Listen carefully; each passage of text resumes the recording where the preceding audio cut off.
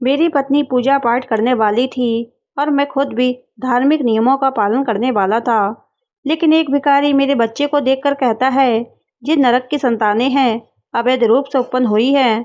मुझे बहुत गुस्सा आता है, मगर कोई तमाशा मैं करना नहीं चाहता था। एक दिन वह भिखारी मर गया। मैं उसके अंतिम संस्कार के लिए गया तो उसका बेटा बोला, पिता आपके लिए एक पत्र छोड़कर गए हैं। मैंने जैसे ही वह पत्र खोला तो मेरे होश उड़ गए, क्योंकि एक दिन तो सभी को मरना है और किसी की मौत पर किसी को भी खुश होने का कोई अधिकार नहीं होता। लेकिन उस आदमी की मृत्यु के बाद मुझे एक अजीब सा सुकून महसूस हुआ, क्योंकि उसने सारी जिंदगी मुझे एक ऐसी बात के लिए ताना मारा जिसका कोई अस्तित्व ही नहीं था।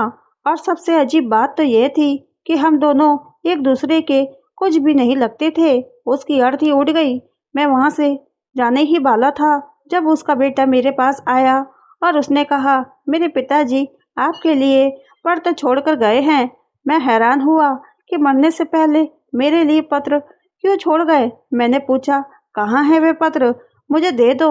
उसने वह पत्र मुझे दे दिया और घर लौटते हुए रास्ते में ही मैंने उसे पढ़ लिया। लेकिन अब मुझे ये समझ नहीं आ रहा था कि मैं अपने घर कैसे जाऊं, क्योंकि उस पत्र में लिखा था कि मैंने और तुम्हारी पत्नी ने अकेले में, मेरा नाम विश्वजीत है, मैं अपने परिवार का तीसरा बेटा था।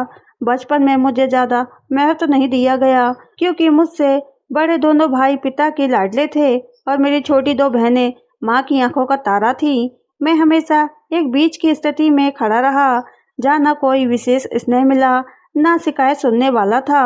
मैं चुपचाप अपने दिन गुजारने लगा। पढ़ाई के बाद पिता ने मुझे व्यापार में लगा दिया। मैंने कभी नहीं मना किया, क्योंकि मुझे पता था कि अगर मैंने उनकी बात नहीं मानी तो घर में मेरा अस्तित्व व्यर्थ और बेकार समझा जाएगा। मेरे पिता बहुत अमीर थे। शहर में उनके 4 से 5 मकान थे, जिनका किराया ही इतना था कि एक सामान्य परिवार कई साल आराम से गुजार सकता था। कारोबार के अलावा उनके पास कृषि भूमि भी थी और वे अक्सर गर्व से कहते थे कि ये सब कुछ उन्होंने अपनी मेहनत से हासिल किया है। जब भी बैठते अपने बचपन की करीबी के किस्से सुनाते और कहते कि उन्होंने जीवन में जो भी कमाया वे अपनी इच्छा से, जैसा चाहेंगे वैसा देंगे। किसी को कोई अधिकार नहीं है कि उनकी इच्छा के विरुद्ध कुछ कहे, और यदि कोई ऐसा करता है तो वे उसी समय उसकी बोलती बंद कर देते। उन्होंने शुरू से ही अपने सिद्धांतों का पालन किया, और जब समय आया कि संपत्ति के उत्तराधिकारी की बात हो तो उन्होंने घोषणा की कि जो पुत्र उन्हें वंश देगा, अर्थात पोता देगा, उसे संपत्ति में एक हिस्सा अधिक मिलेगा। सभी ने विरोध किया कि आप धार्मिक नियमों के विरुद्ध जा रहे हैं। आपने तो इस गंभीर विषय को मजाक बना दिया है। आप इसे खेल समझ रहे हैं। ऐसा नहीं होना चाहिए। लेकिन उनका जवाब हमेशा यही होता कि ये सब कुछ मैंने कमाया है। मैं किसी को जवाबदेह नहीं हूँ। मेरी इच्छा जिसे दूँ जिसे ना दूँ। हमारी दोनों बहनों को भी उन्होंने धार्मिक कानून के अनुसार हिस्सा देने के बजाय बस कुछ राशि और भूखंड दे दिया, जो उनके अनुसार पर्याप्त था। उनके मत में बेटियां पराया धन होती हैं और असली उत्तराधिकारी बेटे होते हैं। ऐसे माहौल में मेरी शादी हुई। शुरू में मेरी पत्नी का व्यवहार कुछ असहज था, क्योंकि वह जानती थी कि हमारे परिवार में स्त्रियों और संपत्ति के मामले हमेशा जटिल रहे हैं। मैं गीता पढ़ने वाली और धार्मिक रूप से नज़दीक थी। उसने मुझसे कभी किसी अधिक की उपेक्षा नहीं की। लेकिन एक दिन उसने कहा कि यदि हमें बेटा हुआ तो शायद तुम्हें भी संपत्ति में अधिक हिस्सा मिल जाए। मैंने हंसते हुए कहा कि मुझे इन सब बातों से कोई फर्क नहीं पड़ता। मेरे लिए सबसे महत्वपूर्ण तुम हो, तुम्हारा सम्मान है। लेकिन समय चलता रहा। हमारी शादी के 2 साल तक हमें कोई संतान नहीं हुई। इस पर घर में धीरे धीरे बातें शुरू हो गईं। कुछ लोगों ने कहा कि शायद तुम्हारे भाग्य में संतान नहीं है। कुछ ने मेरी पत्नी पर उंगली उठाई, लेकिन हम दोनों ने धैर्य रखा, प्रार्थना करते रहे, रातों को जागकर ईश्वर के सामने झुकते रहे। और फिर ईश्वर ने वह समय दिखाया जिसने हमारी दुनिया ही बदल दी। हमारी प्रार्थनाएं स्वीकार हुई और हमें एक नहीं 2 जुड़वा पुत्र प्राप्त हुए। जब उन्हें मेरे पिताजी के गोद में दिया गया तो वे अचानक रो पड़े। उनकी आंखों में खुशी के आंसू थे। उन्होंने मेरे दोनों बेटों को गले से लगाया और फिर सभी भाइयों को बुलाकर ऐलान किया कि मैंने अपने दोनों बड़े बेटों को उनका हिस्सा दे दिया है। जो कुछ बचा है वह मैं विश्वजीत को दे रहा हूँ, क्योंकि उसने मुझे वारिस दिए हैं। सबका यही मत था। किसी ने कुछ नहीं कहा, शायद सभी को अंदाजा हो गया था कि वे क्या करने जा रहे हैं। इस तरह मैं अचानक संपत्ति वाला व्यक्ति बन गया। मेरे पास इतनी संपत्ति आ गई कि मैं चाहता तो पूरी दुनिया घूम सकता था, लेकिन मेरे दिल में कभी घमंड नहीं आया और मैं और मेरी पत्नी हमेशा ईश्वर का धन्यवाद करते रहे। मेरे दोनों बेटे जैसे जैसे बड़े होते गए, हमने उन्हें भी यही सिखाया कि कृतज्ञता सबसे बड़ी संपत्ति है। अब मेरे बेटे 4 साल के हो चुके थे। मासूम शरारतों से घर को चहकाने वाले। मेरी सुबह उनकी आवाज़ों से शुरू होती और रात उनकी बातों पर हंसते हंसते ख़त्म होती। पिताजी को इस दुनिया से गए 1 साल हो चुका था। उसके जाने के बाद परिवार में कुछ बदलाव आए, लेकिन हमने कभी खुद को उन झगड़ों या राजनीति का हिस्सा नहीं बनाया। मैं अक्सर उनकी बातें याद करता, उनका गुस्सा, उनकी जीत और उनकी ममता। सब कुछ मेरे अंदर जैसे किसी खजाने की तरह संजोया हुआ है। मैंने उनके कहे हर शब्द को दिल में बसा लिया था। मैंने अपने बेटों के नाम पर दान करना शुरू किया था। हर गुरुवार को मंदिर में रोटी और सब्जी भिजवाता था। मेरी पत्नी गीता पढ़ती थी और प्रार्थना करती थी कि ईश्वर हमें सही राह पर रखे। हमने कभी ईश्वर से अधिक की मांग नहीं की, बल्कि जो कुछ मिला उस पर सजदा कर धन्यवाद दिया। आज जब मैं अपने घर के आंगन में बैठकर अपने बेटों को खेलता देखता हूँ तो मुझे लगता है कि मैं दुनिया का सबसे भाग्यशाली इंसान हूँ, क्योंकि मेरे पास संपत्ति भी है, प्रेम भी है, शांति भी है और सबसे बढ़कर मेरे पिताजी का आशीर्वाद भी है। मैं चाहता हूँ कि मेरे बेटे भी वैसे ही नेक बने जैसे मैंने उनके लिए सपना देखा है। मैं उन्हें दुनिया की हर सुविधा दूंगा, लेकिन साथ ही उनके दिलों में ईश्वर का भय भी डालूंगा, क्योंकि मैं जानता हूँ कि सच्ची सफलता उसी में है। आज मेरी ज़िंदगी का हर दिन मेरे पिताजी की दी हुई दुआओं का फल है और मेरी पत्नी की निष्ठा का इनाम है, और मैं चाहता हूँ कि ये सिलसिला कभी ख़त्म ना हो। मेरी संतान भी उतनी ही नेक हो जितना मेरे पिता ने मुझे बनाने की कोशिश की थी। ज़िंदगी में सब कुछ ठीक चल रहा था। मेरे बेटे यश और दीप 4 साल के हो चुके थे। उनकी मासूम बातें और शौक घर को बाग बगिया बनाए रखती थी। मेरी पत्नी का चेहरा हमेशा संतुष्ट और शांत दिखाई देता था। वह रोज़ बच्चों के कपड़े खुद धोती, उनकी सफाई का विशेष ध्यान रखती थी, उनके लिए नए खिलौने लाती। बच्चों के लिए घर में एक अलग कमरा बनवाया था, जिसे रंग बिरंगी तस्वीरों और भगवान की तस्वीर से सजाया गया था। जब मैं सुबह काम पर जाता तो यश और दीप दरवाजे तक छोड़ने आते। शाम को जब लौटता तो दोनों मेरे पैरों से लिपट जाते और जिद करते कि उन्हें बाहर ले जाऊं, पार्क या आइसक्रीम दिलाने। मैं उनकी हर इच्छा पूरी करता था, क्योंकि मैं जानता था कि ये दोनों बच्चे मुझे मेरे पिता की दुआओं और मेरे ईश्वर की कृपा से मिले हैं। ऐसे ही एक दिन मेरी पत्नी ने बताया कि हमारे मोहल्ले के कोने पर बैठने वाला एक भिखारी कुछ दिनों से अजीब नज़रों से हमारे बच्चों को देख रहा है। मैंने कहा, छोड़ो, ऐसे लोगों को नज़रअंदाज करना ही बेहतर होता है। लेकिन जब मैंने खुद उसकी निगाहें महसूस की तो मेरे दिल में एक बेचैनी सी होने लगी।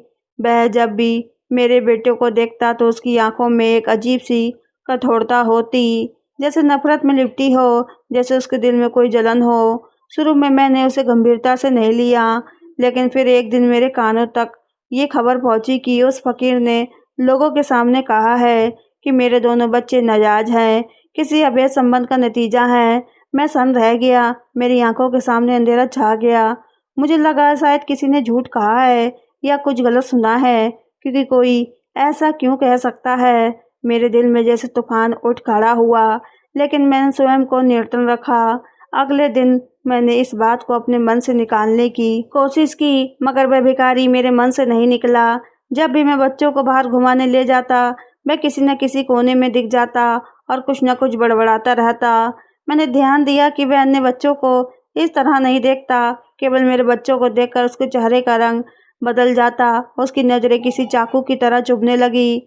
और फिर एक दिन उसने मेरी मौजूदगी में वही बात दोहराई। वह मेरे सामने आया और बोला, कहीं ये तुम्हारी संतान अवैध तो नहीं? कहीं यह व्यभिचार का परिणाम तो नहीं? मैं स्तंभ रह गया। मेरे शरीर का खून उबाल मारने लगा। मैं एक कदम उसकी ओर बढ़ा। मेरा इरादा था कि मैं उसकी गिरबान पकड़ूं और पूछूं, उसे ये कहने का साहस कैसे किया। लेकिन तभी कुछ मोहल्ले वालों ने मुझे रोक लिया और कहा, ये तो पागल है, इसकी बातों का बुरा मत मानो, ये हर किसी को कुछ न कुछ कहता रहता है। मैंने कहा, ये पागल नहीं है, ये दिन भर भीख मांगता है, लोगों के घरों के सामने बैठता है, इसकी पत्नी और बच्चे भी हैं, इसका अपना घर है। यदि ये सच में पागल होता तो इतने अच्छे तरीके से सब कुछ कैसे चला रहा होता? पागल होने का मतलब ये तो नहीं कि वह अपनी जुबान की सारी सीमाएं पार कर दे और किसी की इज्जत पर उंगली उठाए। मैं क्रोध से कांप रहा था, लेकिन मैं स्वयं को नियंत्रित किया। मुझे पता था कि यदि मैंने कोई कदम उठाया तो दोष मुझ पर आएगा। लोग कहेंगे कि मैंने एक गरीब को मारा है। मैंने स्वयं को संभाला और चुपचाप घर लौट आया, लेकिन भीतर ही भीतर मेरा मन जलता रहा। मैंने ये बात अपनी पत्नी को बताई तो वह चकित रह गई कि आखिर हम ही क्यों उसके निशाने पर हैं। वह भी चुप हो गई। उस दिन के बाद उस भिखारी की हरकतें और बढ़ गईं। वह अब रोज मेरे रास्ते में आकर कुछ ना कुछ कहने लगा। कभी कहता इस पर सबको क्षमा करे, पत्नी के पापों की सजा संतान को भुगतनी पड़ती है। कभी कहता तुम्हारी पत्नी तो बहुत पुण्य आत्मा बनने की कोशिश कर रही है, लेकिन लोगों को सब कुछ पता है। मैं अपने भीतर के क्रोध को दबाता रहा। मैं चाहता था कि कोई गवाही दे कि ये व्यक्ति सच में मानसिक रोगी है, लेकिन सभी कहते थे बस पागल है, छोड़ दो, इसकी ये पुरानी आदत है, हर किसी को कुछ ना कुछ कह देता है। एक दिन मैं बच्चों के साथ पार्क जा रहा था। उसने मेरे बेटों को देखकर ऊंची आवाज में कहा, तुम दोनों अपने बाप का नाम तो बताओ, कौन है तुम्हारा बाप? मुझे ऐसा लगा जैसे किसी ने मेरे दिल में बाढ़ चुबो दिए हो। मैं पलटा और क्रोध से उसकी ओर बढ़ा।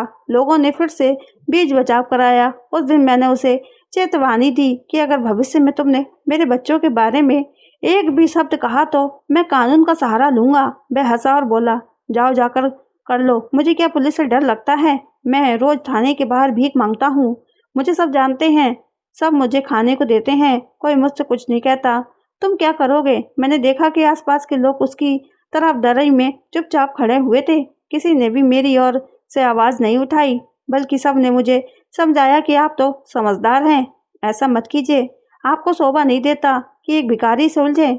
मैं चुप हो गया, क्योंकि मुझे पता था कि अगर मैं बोलता रहा तो मुझे ही गलत ठहराया जाएगा।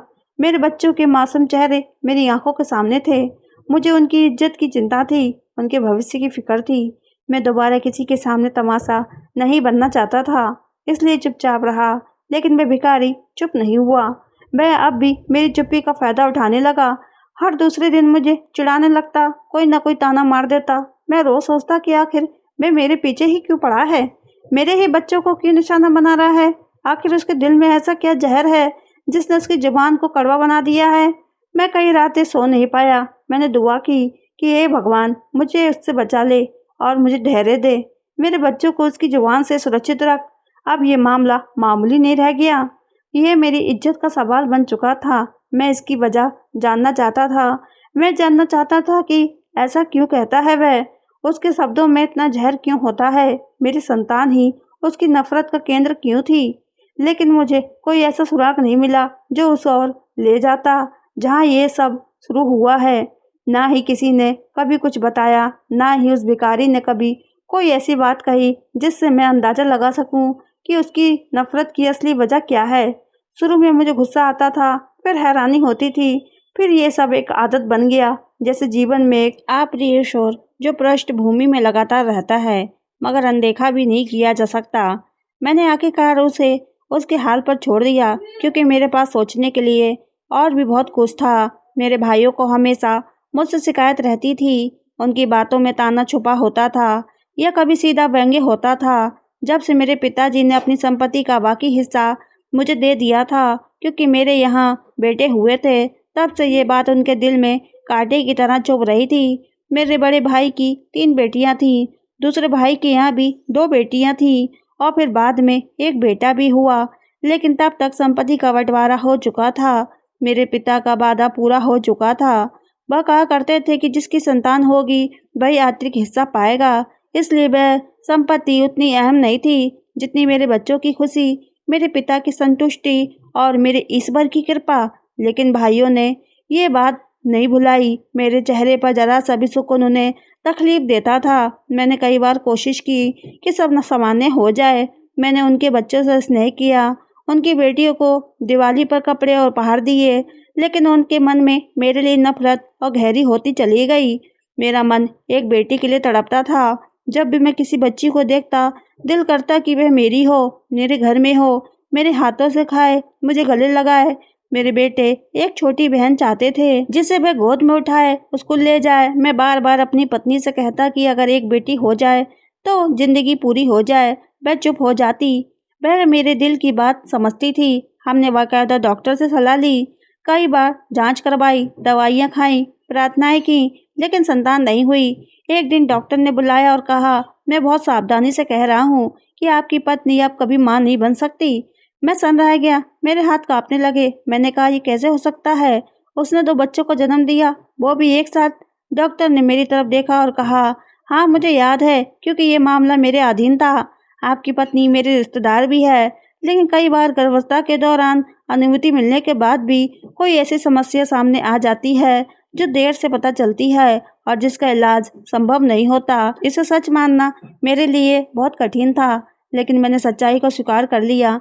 मैंने पत्नी से कुछ नहीं कहा क्योंकि वह पहले से ही चुप और थकी मंदी सी थी। उसने खुद को और अधिक धार्मिक गतिविधियों में व्यस्त कर लिया और मैंने अपने भगवान से प्रार्थना करना जारी रखा। लेकिन दिल के किसी कोने में ये बात हमेशा के लिए बस गई थी कि मेरी बेटी सिर्फ सपनों में ही आएगी। जब मैं अपने भाइयों की बेटियों को देखता तो मन करता कि उन्हें गले से लगा लूं, उनके साथ समय बिताऊं। कभी किसी को खरीदारी के लिए ले जाता तो कभी किसी को स्कूल छोड़ने। मैं बच्चों जैसी बातें करता, उनके साथ हंसता खेलता, लेकिन मेरे बड़े भाई ये सब सहन नहीं कर पाते थे। उनकी बातों में व्यंग्य छिपा होता था कि बेटा बाला घमंडी हो गया है। वे कहते थे, एक बेटी के लिए तरस रहा है और किस्मत ने इसे सिर्फ बेटे दिए, हालांकि बेटों को अधिक अधिकार मिल गया था। वे कहते, हम तो बेटियों के साथ जीवन बिता रहे हैं। और एक दिन मेरे एक भाई ने साफ शब्दों में कह दिया, धन से सम्मान नहीं खरीदा जा सकता।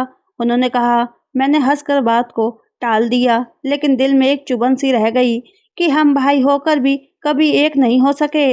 मैं कभी ये नहीं समझ पाया कि मेरी सहनशीलता और प्रेम के बावजूद वह मुझे अपनाने में असमर्थ क्यों है। मैंने उनसे दूरी बना ली। अब हम केवल उनके अंतिम संस्कार या शादी में मिलते थे। एक रहस्यमय अंदाज में अभिवादन होता और बात समाप्त हो जाती। इसी दौरान एक दिन अचानक मोहल्ले में ये खबर फैल गई कि वे भिखारी जो सालों से यहाँ रह रहा था अब नहीं रहा। ये खबर सुनकर मेरे कान में एक अजीब सा सुकून सा महसूस हुआ। दिल में न दुख था न प्रसन्नता, बस एक ठहराव था, जैसे किसी लंबे शोर के खत्म होने के बाद की खामोशी। मैंने सोचा कि उसकी मृत्यु से मुझे सुकून नहीं मिलना चाहिए। यह तो मानवीय के विरुद्ध है। किसी की मृत्यु पर निष्पक्ष रहना भी ठीक नहीं। लेकिन मैंने ये भी नहीं सोचा कि काश वह जीवित रहता। मुझे समझ नहीं आ रहा था कि मेरे दिल में उसके लिए क्या भावना है। मैं अंतिम संस्कार पर गया। कुछ लोग थे, ज्यादा नहीं थे। शायद वह भी जानते थे कि वह कैसा स्वभाव का व्यक्ति था। उसकी पत्नी और बच्चे वहीं थे। उनके चेहरे पर एक तरह की उलझन थी, जैसे उन्हें खुद यकीन नहीं हो रहा था कि अब वह नहीं रहा और जो उनकी जिंदगी का केंद्र था वह अब शायद बोझ बन चुका था। अंतिम संस्कार के बाद जब मैं घर लौटा तो मेरी पत्नी ने पूछा, कहाँ गए थे? मैंने सिर हिलाया और बस चुपचाप बैठ गया। मुझे उस भिखारी की बातें याद आ गईं जो उसने मेरे बच्चों के बारे में कही थी। मैंने अपने बेटों को देखा। वे मन में खेल रहे थे, हंसते मुस्कुराते मासूम चेहरों के साथ। मैंने दिल ही दिल में भगवान का धन्यवाद किया, इन मासूमों को हमेशा सुरक्षित रखा, किसी की बद्दुआ से, किसी की नफरत से और किसी की बाड़ी से। मैंने ईश्वर से प्रार्थना की, इन बच्चों की हमेशा रक्षा करना, इन पर कभी ऐसा समय ना आए कि इनके अस्तित्व पर कोई उंगली उठा सके। भिखारी तो मर गया, लेकिन उसके शब्द मेरे दिल में कहीं न कहीं गूंजते रहे, जैसे कोई घाव जो भर गया हो पर दर्द अभी भी बाकी हो। अंतिम दर्शन लेकर जब मैं घर लौटने लगा तो अचानक वह भिखारी का बेटा मेरे सामने आ गया। वह उम्र में ज्यादा नहीं लग रहा था, कोई 12 या 13 साल का होगा। उसकी आंखों में उलझन भी थी और एक अजीब सा आत्मविश्वास भी। उसने आते ही कहा, मुझे आपसे एक जरूरी बात करनी है। मैं आश्चर्य से उसे देखने लगा। उसने कहा, मेरे पिताजी आपके लिए एक पत्र छोड़कर गए हैं। ये सुनकर मैं और भी हैरान हो गया। मैंने पूछा, मेरे लिए? तो वह बोला, जी हाँ, आपके लिए ही। उसने कहा था कि मैं ये पत्र सिर्फ आपको ही दूं, किसी और को नहीं। मैंने कुछ पल सोचा कि शायद किसी और विप्स जीत की बात हो रही होगी, लेकिन उसके स्वर में इतनी सच्चाई और विश्वास था कि मैं चुप हो गया। उसने अपनी जेब से एक पुराना खत निकाला और मेरे हाथ में थमा दिया। मैंने पूछा, तुम्हें यकीन है कि ये मेरे लिए है? तो उसने सिर हिलाया और कहा, मैंने उनके आखिरी समय में उनकी आंखों से ये वादा किया था कि वे बार बार यही कहते रहे इसे मेरे मरने के बाद ज़रूर देना, चाहे कुछ भी हो जाए। मैंने वह पत्र लिया और वहाँ से चल पड़ा। मुझे अंदर से एक अजीब सी बेचैनी होने लगी थी, जैसे कोई तूफान आने वाला हो। मैं रिक्शा में बैठा और पत्र खोल लिया। वह पत्र हाथ से लिखा हुआ था और साफ जाहिर था कि उसे बहुत गहरे भावनात्मक तनाव की स्थिति में लिखा गया था। पत्र की शुरुआत में उसने अपना नाम लिखा था और फिर लिखा था, विश्वजीत, मैंने तुमसे जीवन भर नफरत की। तुम्हारे बच्चों को देखकर मेरा दिल जलता था, क्योंकि वे बच्चे तुम्हारे नहीं थे, वे इस दुनिया के सबसे बड़े धोखे का नतीजा थे और तुम्हें इसका जरा भी अंदाजा नहीं था। तुम्हारी पत्नी ने तुम्हारे साथ जो किया, वैसा शायद कोई औरत कर सकती। मुझे इस बात का पूरा विश्वास है, क्योंकि मैंने ये सब खुद देखा और सुना है। मैं जानता हूँ कि तुम मुझे पागल समझते थे, लेकिन मैं पागल नहीं था। मैं वह था जो तुम्हारी सच्चाई जानता था, लेकिन मेरी जुबान बंद थी, क्योंकि कोई मेरा विश्वास नहीं करता। तुम्हारी पत्नी ने अपने लालच में तुम्हें इस्तेमाल किया। उस रिश्तेदार के साथ जो डॉक्टर है, उसी के पास तुम अपनी पत्नी का इलाज करवाने गए थे, जो तुम्हारे यहाँ संतान नहीं हो रही थी। क्या तुम्हें कभी शक नहीं हुआ कि इलाज के दौरान कुछ गलत हो सकता है? क्या तुमने कभी ये नहीं सोचा कि शायद समस्या तुम्हारे शरीर में हो सकती है? क्या तुम्हें ये लगता था कि मर्द होने का मतलब है कि तुम में कोई कमी नहीं हो सकती? तुम्हें ये जानना चाहिए कि वे दोनों बच्चे उसी डॉक्टर के हैं, तुम्हारे नहीं। मेरे पास ऐसा कोई प्रमाण नहीं है जिससे मैं अदालत जा सकूं, लेकिन मैं अपने अंतर्मन की अदालत से पहले ही गवाही दे चुका हूं। ये पत्र शायद तुम्हें गुस्से से जला दे, शायद तुम इसे फाड़ दो, लेकिन अगर तुम्हारा अमीर अभी जिंदा है तो ये सच तुम्हें हिला कर रख देगा। तुम्हारी पत्नी को ये मालूम था कि तुम पिता नहीं बन सकते, इसलिए उसने ये सच्चाई तुमसे छिपाई, ताकि वह तुम्हें धोखे में रख सके और उस संपत्ति का हिस्सा हासिल कर सके जिसका वादा तुम्हारे पिता ने किया था, क्योंकि बेटा पैदा होने की स्थिति में वह संपत्ति तुम्हें मिलनी थी। तुम संपत्ति के पीछे नहीं गए, लेकिन वह गई। उसने वह सब हासिल किया जिसके बारे में तुम अनजान थे। मैं सब जानता था, क्योंकि मैंने उस डॉक्टर और तुम्हारी पत्नी की बातें सुन ली थी जब मैं अस्पताल के बाहर भीख मांग रहा था। वे दोनों पिछली तरफ के कमरे में बात कर रहे थे। उन्हें सब कुछ पहले से तय कर लिया था कि कब और कैसे ये खुशखबरी दी जाएगी और कब वह मौका आएगा जो तुम्हारी संपत्ति की चाबी उसके हाथ लग जाएगी। मुझे विश्वास है कि ये पत्र पढ़कर तुम मुझसे नफरत करोगे, लेकिन मैं ये बोझ अपने साथ शमशान में नहीं ले जाना चाहता था। मैं चाहता था कि तुम जानो कि जिस सच्चाई पर तुम्हारी जिंदगी टिकी है, वह सच्चाई नहीं है, वह तो सिर्फ एक परछाई है जो रोशनी का धोखा देती है। अब ये तुम पर है कि तुम आगे क्या करते हो। मैंने अपना फर्ज निभा दिया और वह पत्र समाप्त हो गया। रिक्शा चलता रहा, लेकिन मेरे अस्तित्व में तूफान आ चुका था। मैं जब रिक्शे से उतरा तो जमीन मुझे अपनी नहीं लगी। जब मैं घर के दरवाजे पे पहुंचा तो ऐसा लगा जैसे किसी सपने में चल रहा हूँ। अंदर दाखिल हुआ तो सब कुछ सामान्य था। बच्चे खेल रहे थे, पत्नी रसोई में व्यस्त थी, लेकिन मुझे वह सब कुछ धुंधला दिखाई देने लगा। मैं पत्नी को देख रहा था, लेकिन अब वह वैसी नहीं लग रही थी जैसी कल थी। वही चेहरा, वही आंखें, लेकिन उनमें वह मासूमियत नहीं थी। सब कुछ बदल चुका था। उसने मेरी ओर देखा और पूछा, क्या हुआ है, आप ऐसे क्यों देख रहे हैं? मैंने कहा, कुछ नहीं, बस तबीयत थोड़ी खराब लग रही है। मैं कमरे में चला गया, दरवाजा बंद किया और बिस्तर पर गिर पड़ा। आंखें मूंद ली, जैसे नींद बुला रहा हूँ, लेकिन नींद कहाँ आनी थी। मन में वही पत्र गूंज रहा था। हर पंक्ति, हर शब्द जैसे मेरे सीने पर हथौड़ों की तरह वार कर रहे थे। मुझे समझ नहीं आ रहा था कि क्या सच है और क्या झूठ। क्या ये संभव है कि मैं कभी पिता नहीं बन सकता था?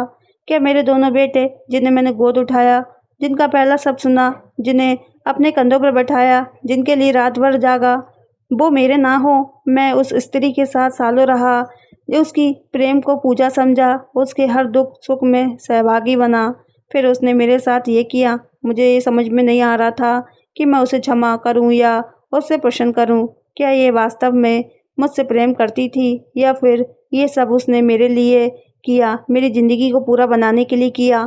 क्या ये लालच में था या प्रेम में?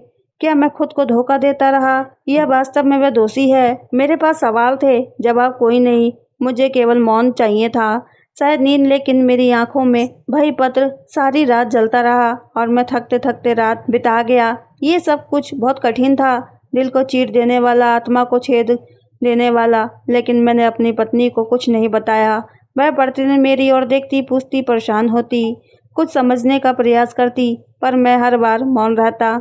मैं जानता था कि वह सब कुछ छोड़ सकती थी, जा सकती थी, किसी और जीवन को चुन सकती थी, लेकिन वह रुकी रही, मेरे साथ ही रही। उसने मेरा भरम बनाए रखा, मेरी प्रतिष्ठा बचाई। शायद वह अपने किए पर लज्जित थी, या शायद उसने कभी स्वयं को अपराधी माना ही नहीं। लेकिन जो भी था, मैंने निर्णय ले लिया था कि अब कुछ नहीं कहना है। जिस पुरुष से उसका संबंध था, जो मेरे बच्चों का असली पिता था, वही व्यक्ति था जिसे वह भिखारी भली-भांति जानता था। शायद इसलिए वह भिखारी इतनी निश्चितता के साथ मुझे मेरे बच्चों का असली चेहरा दिखाना चाहता था। शायद इसलिए उसकी नज़रें हमेशा मेरे बच्चों पर टिकी रहती थी, जिससे हर बार मेरे सामने सच को प्रकट करता रहा हो। मैं अक्सर सोचता कि वह ऐसा क्यों है, क्यों मेरे बच्चों को देखकर उसकी आंखों में भी जलन दिखाई देती थी। लेकिन अब जाकर समझ आया कि जलन नहीं थी, वह सच्चाई का बोझ था जिसे मैं सालों से सहता आ रहा था। पति कुछ दिन तक पूछती रही, कभी चाय के प्याले में, कभी रात के खाने पर, कभी बच्चों की हंसी में। वह कहती, आप परेशान लग रहे हैं, कुछ बात है क्या? और मैं हर बार यही कहता, नहीं सब ठीक है, क्योंकि मैं कुछ कह ही नहीं सकता था। क्या कहता कि तुमने मेरे साथ विश्वासघात किया है, कि ये मेरे बच्चे नहीं हैं। और फिर क्या होता? क्या वह इनकार करती, या रो पड़ती, या मुझे छोड़ देती? कुछ भी हो सकता था, लेकिन जो भी होता, मेरी इज्जत का पर्दा फट जाता और मैं उस अपमान को सह नहीं सकता था। असल में तो उसने मेरे ही हित का सोचा। उसने मेरी झोली में वह सौंप दिया जो मेरी किस्मत में था ही नहीं। उसने वह दिया जो प्रकृति ने मुझसे छीन लिया था।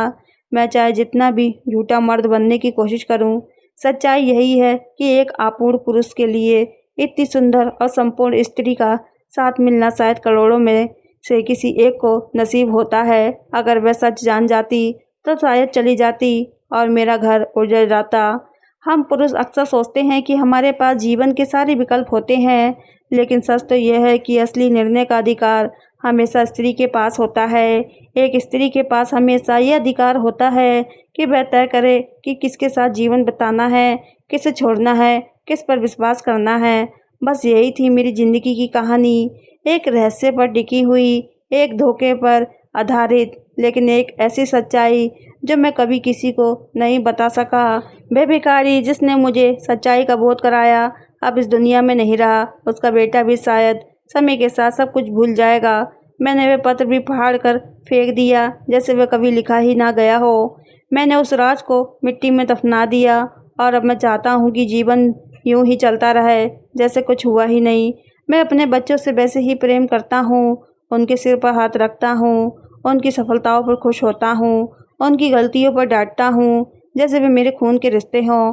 और शायद वही है, क्योंकि रिश्ता सिर्फ खून से नहीं होता, रिश्ता समय से भी बनता है, प्रेम से और भावनाओं से भी। मैं उनका पिता हूँ, ये सच अब किसी कागज या कानून के प्रमाण का मोहताज नहीं है। मैंने इस रहस्य से कभी पर्दा नहीं उठाया और ना ही कभी उठाऊंगा, क्योंकि कुछ सच ऐसे होते हैं जो यदि सामने आ जाएं तो ज़िंदगी को बर्बाद कर देते हैं, रिश्ते ख़त्म कर देते हैं, दिल को सूना कर देते हैं। इसलिए मैंने निर्णय लिया है कि अपनी ज़िंदगी को यूं ही शांति से जीऊँ, एक ऐसी सच्चाई के साथ जो सिर्फ मेरे और ईश्वर के बीच है। और शायद यही मौन मेरी असली ज़िंदगी है। तो दोस्तों, इस कहानी का नैतिक संदेश यह है कि सच्चे रिश्ते खून से नहीं, प्रेम, समय और जिम्मेदारी से बनते हैं। हर सत्य बोलना ज़रूरी नहीं होता। कुछ सच्चाइयाँ ऐसी होती हैं जो अगर उजागर हो जाएं तो जीवन और रिश्तों को तबाह कर सकती हैं। कभी कभी मौन सबसे बड़ा त्याग और सबसे गहरी समझदारी होती है। तो दोस्तों, इस कहानी के बारे में आपकी क्या राय है, हमें कमेंट करके ज़रूर बताएं। कहानी अगर पसंद आए तो चैनल को सब्सक्राइब, वीडियो को लाइक करना ना भूलें। फिर मिलते हैं आपसे एक नई कहानी के साथ। जब तक के लिए दीजिए इजाज़त। धन्यवाद।